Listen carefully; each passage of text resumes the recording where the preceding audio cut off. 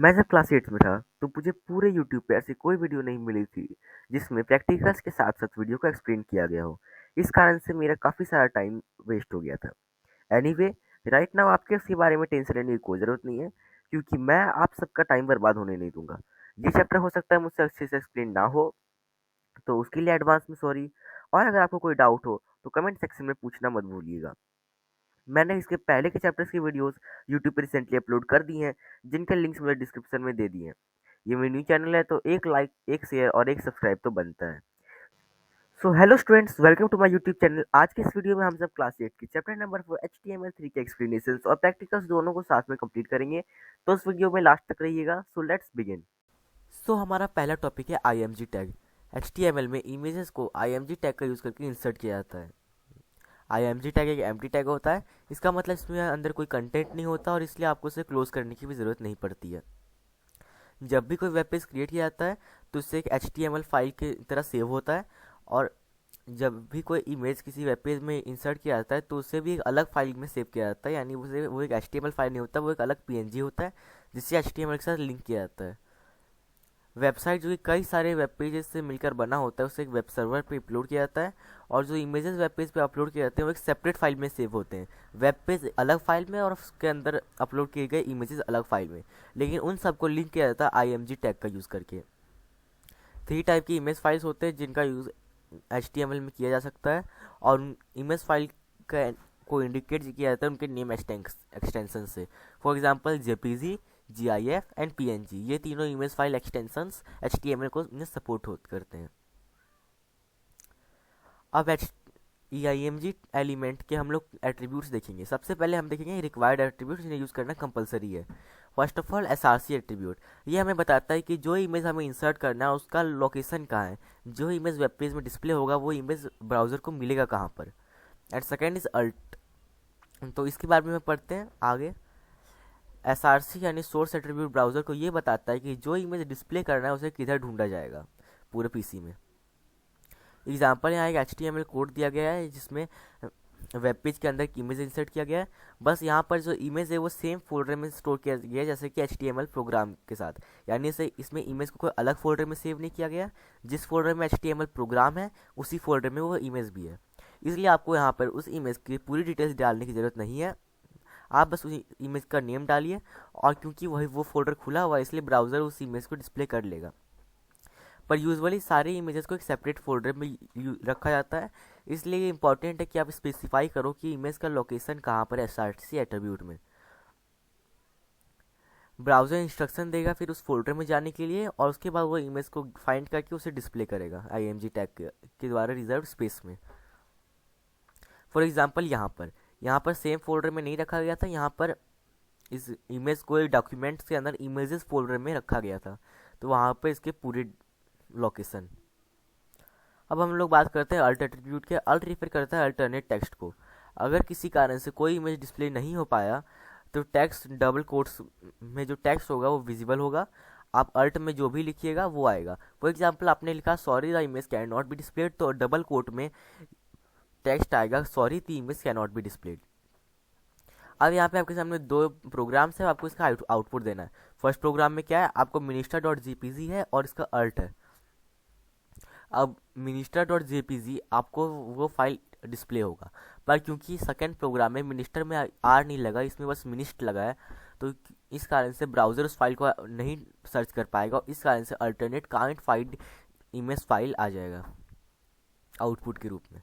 अब हमारे पास है ऑप्शनल एट्रीब्यूट्स। हमने अभी तक पढ़ा रिक्वायर्ड एट्रीब्यूट्स जिनको यूज़ करना कंपलसरी है, पर अब हम लोग पढ़ेंगे optional attributes. First of it is align. Align attribute का यूज़ तब किया जाता है जब आप चाहते हो कि मान लीजिए आपका कोई इमेज है, वो इस पूरे स्क्रीन में किस जगह विजिबल होगा। क्या वो लेफ्ट में होगा, राइट में होगा, बॉटम, अप, राइट, लेफ्ट, इस तरह से उसे अलाइन किया जाता है। इसके वैल्यूज़ है top, bottom, middle, left, right. Border, pixels. Border का अगर आप कोई इमेज का बॉर्डर स्पेसिफाई करना चाहते हैं तो आप नंबर ऑफ पिक्सल्स डालिए, उस हिसाब से उसको बॉर्डर मिलेगा। हाइट, इमेज के हाइट और इमेज की विड्थ दोनों आप पिक्सल से भी डिटरमाइन कर सकते हो और परसेंटेज से भी। Now next is hyperlinks. But hyperlinks पढ़ने से पहले हम एक बार चेक कर लेते हैं कि हमने जो पढ़ा उसे प्रैक्टिकल में करने पर कैसा रहेगा। ये हमारा फोल्डर HTML3 जिसके अंदर हमारा HTML फाइल है, और यहाँ पर हमारे इमेजेस जिसे हमें इमेज टैग का यूज़ करके HTML फाइल में इंसर्ट करना है। सो लेट्स सी हम ये कैसे करेंगे। यहाँ पे मेरा मैं HTML फाइल का सारा कोड, ये रहा हमारा इमेज टैग और इसका SRC एट्रीब्यूट। अब क्योंकि ये सोर्स कोड, सोर्स हमें डालना है इमेज का सोर्स कहाँ पर है, क्योंकि ये इमेज सेम फाइल के अंदर है, तो फिर आप यहाँ पर ये इमेज को भी देख पा रहे हैं। मैं यहाँ पे बस WP डालूंगा और मुझे यहाँ पे पूरा इमेज दिख जाएगा। मैं इसे क्लिक करूँगा और उसके बाद फिर मेरा इमेज यहाँ पर आ जाएगा। मैं इसे सेव करूँगा और अपनी HTML फाइल को दिस टाइम मैं ओपन करूँगा, एंड हियर यू कैन सी मेरा HTML फाइल ओपन हो गया जिसके अंदर मैंने ये इमेज को इंसर्ट किया है। अब अगर आपको कोई ऐसी इमेज इंसर्ट करना है जो कि ये नहीं है, मान लीजिए मुझे कोई ऐसा इमेज इंसर्ट करना है जिसको मैंने किसी और फोल्डर में रखा है, तो सबसे पहले मुझे वो फोल्डर ओपन करना है और उस इमेज को प्रॉपर्टीज़ में जाना है। प्रॉपर्टीज़ में जाने के बाद मुझे उस इमेज के सिक्योरिटी ऑप्शंस में जाकर इसे कॉपी कर लेना है ऑब्जेक्ट नेम को। फिर मुझे इस ऑब्जेक्ट नेम को यहाँ पेस्ट करना है, इस इमेज को सेव करना है और उसके बाद इसे HTML फाइल को ओपन करना है। Sorry, HTML file open. यहाँ पर मैंने जो इमेज चूज़ किया था वो है, बट यहाँ पर डिफरेंस ये है क्योंकि ये अलग फोल्डर में है, तो हमें ब्राउज़र को बताना पड़ेगा कि ये फाइल्स कहाँ पर है, क्योंकि तो ये मेरे यूज़र्स के मेरे यूज़र आईडी में डाउनलोड्स के फाइल्स, डाउनलोड्स फोल्डर में ये फाइल था, तो मुझे ये ब्राउज़र को स्पेसिफाई करना पड़ा। So let's see. Next topic is hyperlinks. Hyperlinks आपको अच्छे से समझ में आए, इसलिए हाइपरलिंक्स को पढ़ने के साथ साथ हम एक वेब पेज भी हाइपरलिंक्स पे बेस्ड बनाएंगे, और जैसे जैसे हम हाइपरलिंक्स में नई चीज़ें सीखेंगे हम उस वेब पेज को भी उस हिसाब से मॉडिफाई करते जाएंगे ताकि हमें सब कुछ अच्छे से समझ में आ जाए। So let's begin. फर्स्ट आपकी एक्टिविटी है, ऑब्जर्व करिए आपके स्मार्टफोन के मेन्यू ऑप्शन में आइकन्स को, डेस्कटॉप, अपने कंप्यूटर के डेस्कटॉप में आइकन्स को, अपने कंप्यूटर के टेलीविज़न स्क्रीन के मेन मेन्यू में ऑप्शंस को। For example D2H। क्या होता है जब आप अपने स्मार्टफोन की गैलरी आइकन को क्लिक करते हो, क्या होता है जब आप अपने डेस्कटॉप के रिसाइकल पिन आइकन को क्लिक करते हो, और क्या होता है जब आप इंग्लिश न्यूज़ ऑप्शन को अपने टेलीविज़न स्क्रीन के मेन्यू पर क्लिक करते हो। ऊपर के ऑब्जर्वेशन से हमें पता चला है कि जब हम कोई भी ऑप्शन पे क्लिक करते हैं हम मेन्यू पर, यह हमें टेलीविज़न पे एक डिफरेंट स्क्रीन पे, डेस्कटॉप पे एक अलग विंडो पे और मोबाइल फ़ोन में एक अलग मेन्यू पे ले जाता है।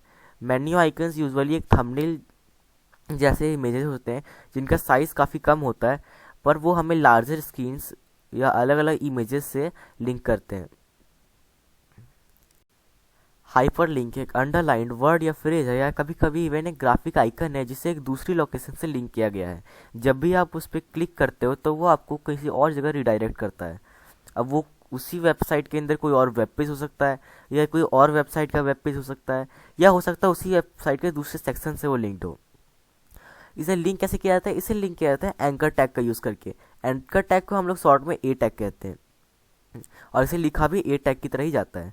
जब भी हम किसी वेब पेज में हाइपर लिंक यूज़ करना चाहते हैं हम ए टैग का यूज़ करते हैं। फॉर एग्जांपल ये रहा हमारा A tag, href, URL, link text, और ये सब हम अभी पढ़ेंगे। हमारे जो href होता है वो एक एट्रीब्यूट होता है जो बताता है कि जब भी हम इसे क्लिक करेंगे तो ये हमें किस जगह रिडायरेक्ट करेगा। फॉर एग्जांपल हमने ए टैग डाला और अगर हम लिंक टैक्स डाला, जब आप लिंक टैग पे क्लिक करिएगा तो वो आप किस जगह रिडायरेक्ट होगा, youtube.com, amazon.com या कहाँ पर, वो डिटरमाइन करता है href एट्रीब्यूट। नेक्स्ट है text between A and close A tags is the link text. Link text वो टेक्स्ट होता है जो ए टैग और क्लोज ए टैग के बीच होता है। वो टेक्स्ट होता है जो आपको दिखता है और आप उस पर क्लिक करते हो। एक एंकर टैग के मेन दो पार्ट्स होते हैं, एक लिंक टैग जिस पर यूज़र क्लिक करता है और एक वेब एड्रेस जहाँ पर यूज़र क्लिक करने के बाद जाते हैं। आप लिंक टेक्स्ट की जगह एक इमेज अल्टरनेटिव भी यूज़ कर सकते हो, वो भी हम आगे पढ़ने वाले हैं। यहाँ पे आपके सामने एक एग्जांपल है, यहाँ पे आपके पास पेज 1.html है, पेज 2.html है। पेज 1 में आपको href दे दिया गया और पेज 1 का href में पेज 2.html डाला गया है।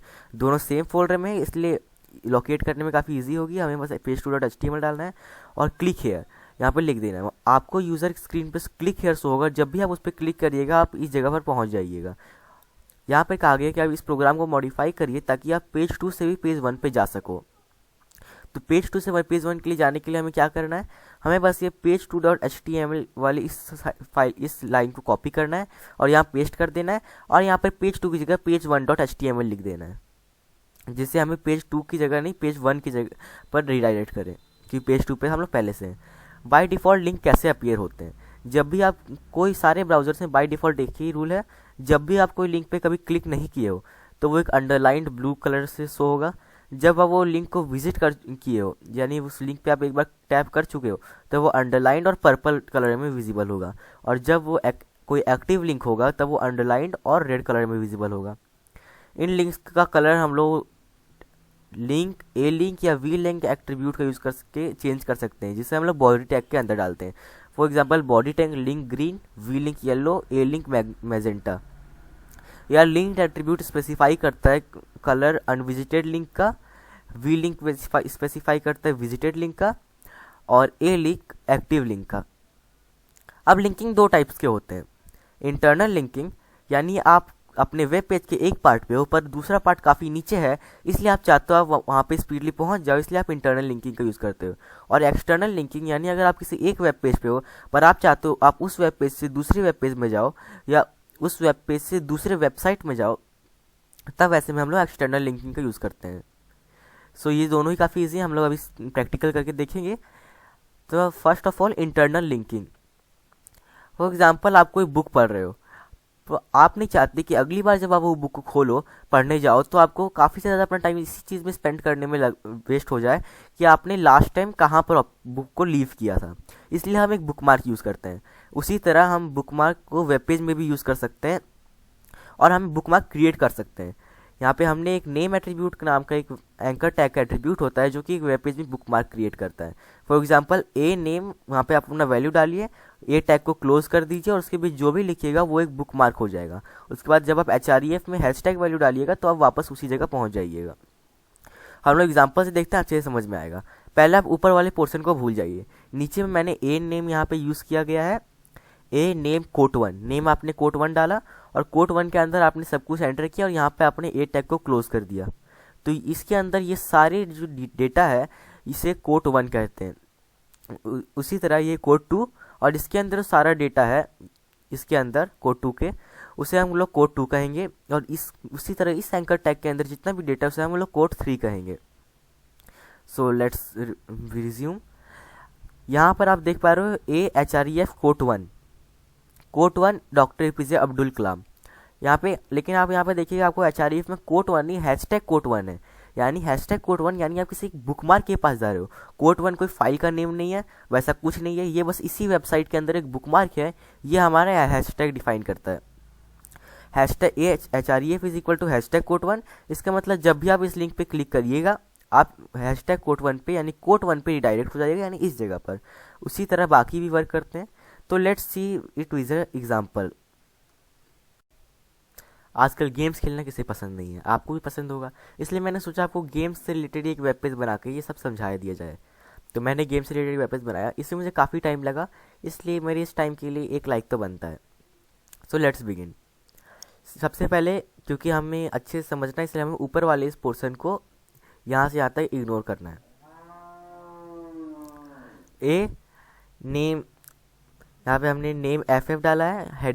हेडिंग को अभी आप इग्नोर कीजिए ताकि आप अभी अच्छे से समझ पाओ। हेडिंग यहाँ पे इग्नोर कीजिए, हेडिंग आप डाल भी सकते हो नहीं भी।